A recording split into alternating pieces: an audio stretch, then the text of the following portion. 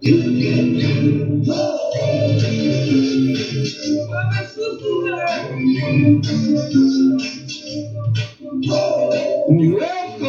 It's 6 p.m. on the West Coast.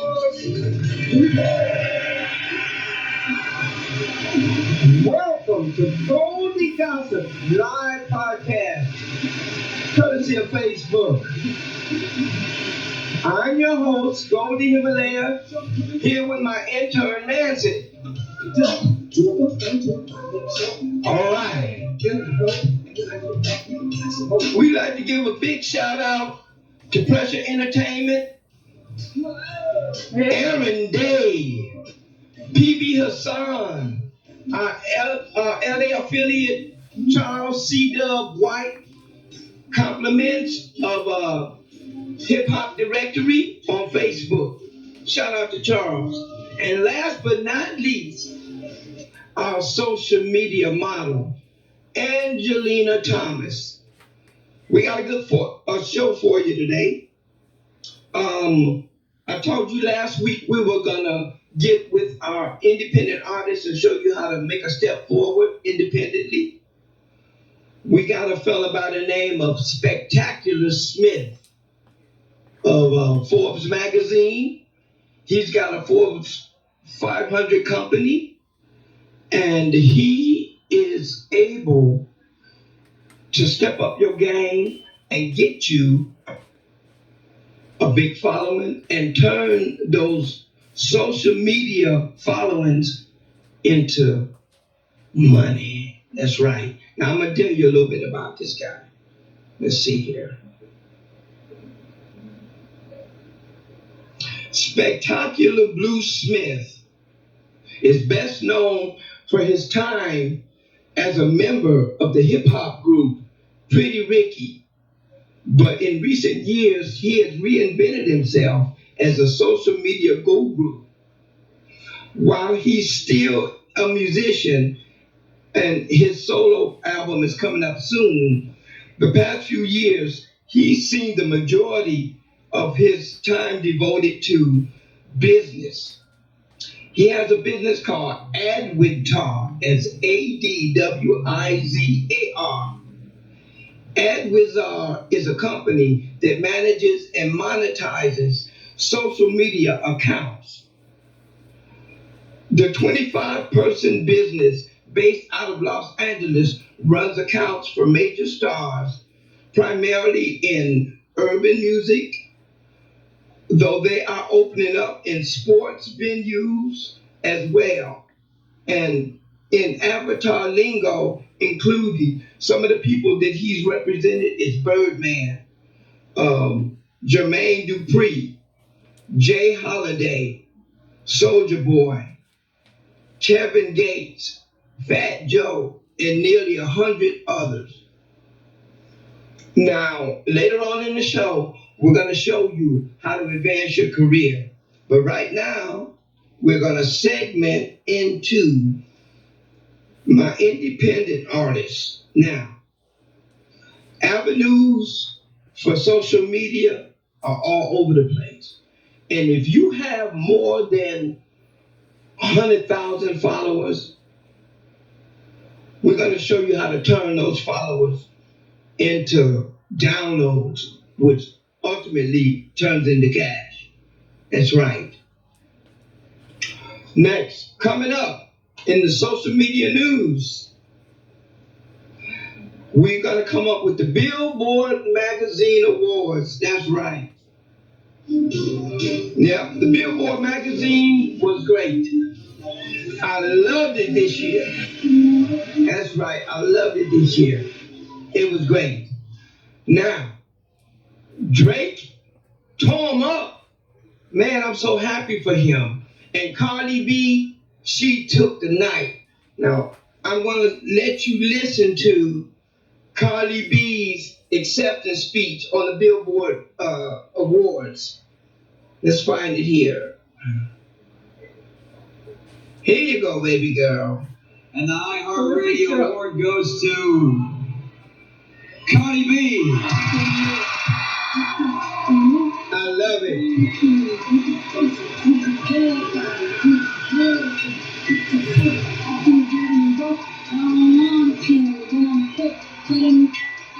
I'm responsible. Look, I'm big now. I make money.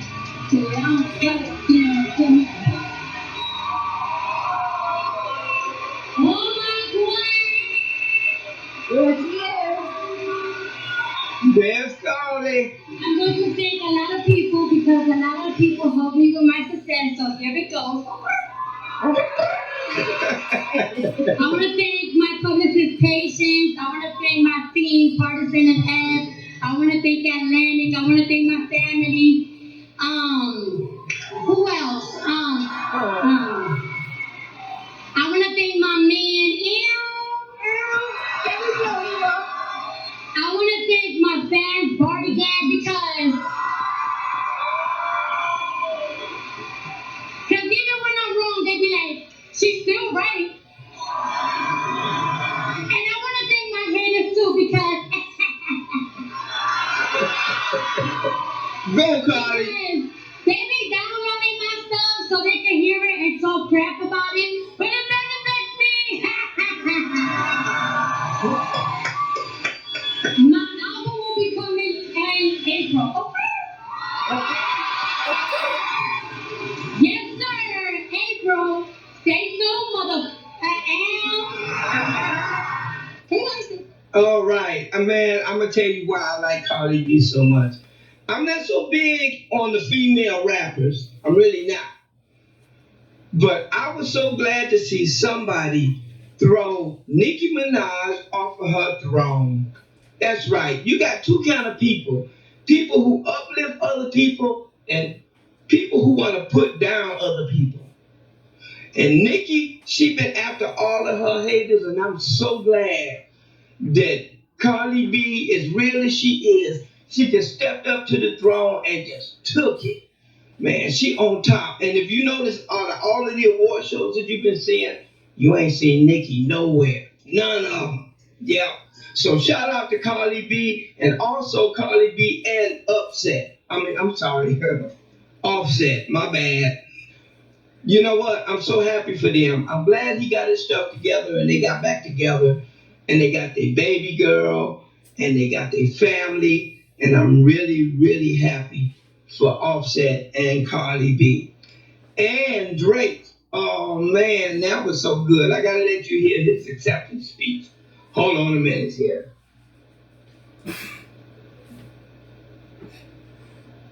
Oh no, it's on the phone. Okay, here we go. And here we go. Here's Drake's acceptance speech. Here we go. Contributed to this project. It was a really lengthy album, so it's a lot of people to mention. But thank you to everybody who gave me their time, their energy, stayed away from their family and friends while we were trying to complete this. I always had a dream of doing a double album, and I finally did it. So now I'll never do it again. Thank you to the billboards. And I need a glass of champagne and hey, shout out to Arya Stark for putting in that work last week. Yeah, oh man, that's so good, man. I'm so happy for Drake. Now I'm gonna tell you, man, it's a big controversy among hip hoppers. Is who's the greatest? Everybody got their favorites. I had a piece of paper. I left it in the room. But anyways, they talk about all of the greats. They talk about Jay-Z, of course, Tupac, Biggie, Nas, Kendrick Lamar. They consider them all of the biggies. I like a lot of other cats. I like a Twister. I like Eminem. I like Mac Lamar. These guys can rap, man. But with me, what distinguishes Drake from all the other rappers is if you notice, most rappers, they get R&B and they get somebody to sing the hook. But they'll do the verses hip hop. You don't see any rappers who can do R&B and rap good. Drake is that man. If you notice, he'll rap 8 bars and he'll sing for 4 bars, and he'll go back to rap. Being able to switch back and forth like that is great. I love it. No other rappers do R&B and rap as good as Drake. So big shout out to Drake. That's my boy. Now, coming up next, Knucklehead of the Week. Every week we pick somebody who screws up and who just don't have their stuff together and who make us all look bad. And this week's Knucklehead of the Week is going to be Donald Trump. That's right, Donald Trump. Now, I don't even have to tell you why I think Donald Trump is the Knucklehead of the Week. Not only is he the Knucklehead of the Week, he's the Knucklehead of his next 2 years, if he lasts that long. So, Nancy, give Donald Trump a knucklehead. Yeah, knucklehead. Come on, baby, you can do that. Yeah, knucklehead. Knucklehead. That's right. Now blow his ass up. Blow him. That's right. Better yet, whoop his ass, Nancy. Whoop him. Whoop him. Oh, that's right. Donald Trump is our knucklehead. Knucklehead. Donald Trump is our knucklehead of the week. That's right. Now, coming up next, I promised you guys this interview was spectacular. It's not very long. It's kind of short. Let me conjure it up for you and check it out.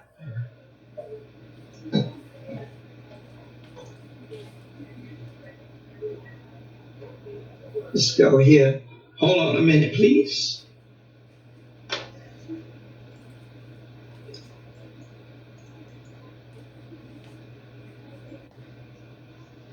And here's the interview with Spectacular. Now, when I was doing some recent reading about your name and stuff like that, I seen this company come up, and I didn't know if this was true or not. But are you attached to a tech startup ad company called Ad Wizard? Yeah, AdWizard. Yeah, AdWizard. I'm sorry. I'm the founder and the CEO of AdWizard, and it's basically an ad tech company that help artists build their brands, increasing engagement, and at the same time making advertising dollars off their social media channels. So you gotta have a minimum of $1 million just to even qualify for my company. And the average person makes like 15 to 20,000 a month off the platform. And yeah, I just grew up piece by piece. And how long have you been doing that for? I've been doing it for 9 months. I pretty much turned to a multi-million-dollar company in 9 months. Now, how did you get into that? Like the whole tech and advertising and marketing thing? Because I think people might find that, I don't want to say strange or weird, but just unique. Like you just don't. I guess that's not what you normally see a rapper just. I mean, I've heard recent rappers get into tech companies. Like I heard Chamillionaire do stuff a few years ago and so on and so forth. But someone like you, I just didn't put 2 and 2 together with that. Well, I've honestly been doing it for so long. I just like everything I've been doing, I never really broadcasted it. The only thing I broadcast was the Puerto Rican situation. But I've been doing the whole advertising thing for 8 years. And I always was doing it for myself, just being an entrepreneur and just like making money on certain things. One of my boys called me up, Matty J hit me up, like 8 years ago and said, yo, Spec, you can make money off of tweets. And I said, okay, I can make money off of tweets. At the time I had 50,000 followers. So I felt like if I had 100,000, I made double of what I would make with 50,000. So pretty much I felt like only my brand was going to take me so far. So I started thinking of creative ways to build following. So what I thought of was building like fan parody accounts. So whoever was hot at the time, I would make their account. So like Cat Williams, Kevin Hart, Beyonce, Will Ferrell, whoever was hot at the time, I made a page and I basically spoke in their voice. And I was actually better than the actual celebrity page itself because I was so entertaining on the pages and I spoke in every niche. And so pretty much I built all the pages to like 5 million followers throughout all my pages. And if you ever heard of a cat called Grumpy Cat, Like I'm the reason why the whole cat went viral. My page right now got over 1 billion followers on it, and I built it from zero. I still own the page, but I don't do nothing with it. It's just really sitting there. But I don't have offers for them to buy the page and everything. I just really ain't into selling my property. But yeah, so pretty much after I felt like I built it to a certain point, I started making phone calls to certain people like, yo, you make money on your social media? I'm like, you got 10 million followers, you're not making no money? And the answer was like literally no. So I felt like it was a problem in the industry, and I felt like I could solve that problem. And every great business is someone solving a problem. So I felt like it would be an extra stream of income for artists, and they could capitalize off their fan base. So I basically beta test Pretty Ricky for a whole year to figure out a bulletproof system that was gonna be unbreakable. And then I took on my first client, which was Jay Holiday, and pretty much ever since then I'm up to 100 clients. Just to name a few clients, I got Soulja Boy, Bow Wow. I have Kevin Gates. I got Bone Thugs and Harmony. I have I got pretty much everybody, bro. Is it just all music, or I have bodybuilders. I have a guy named Monty Duck. He's amazing. Like his page grew.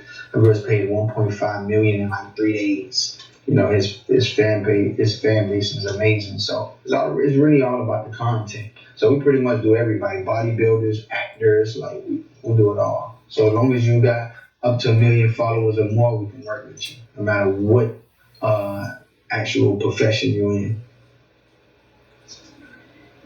That's it, people. That's real good talk.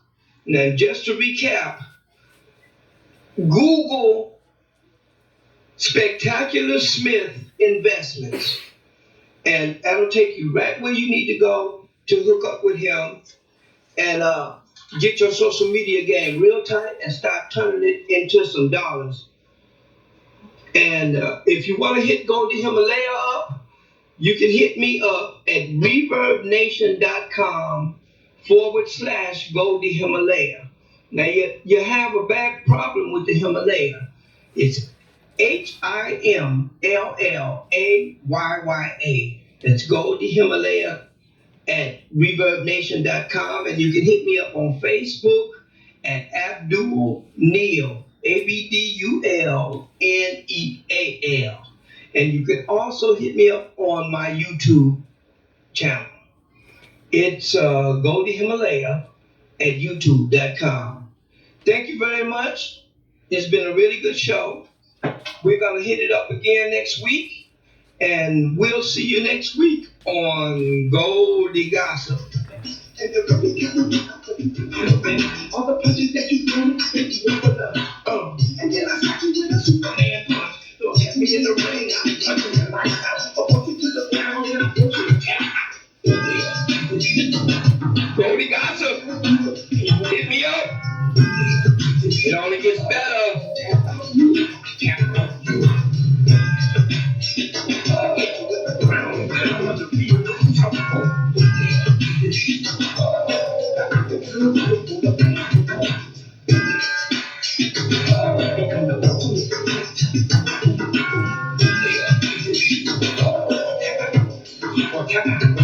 Become the ultimate.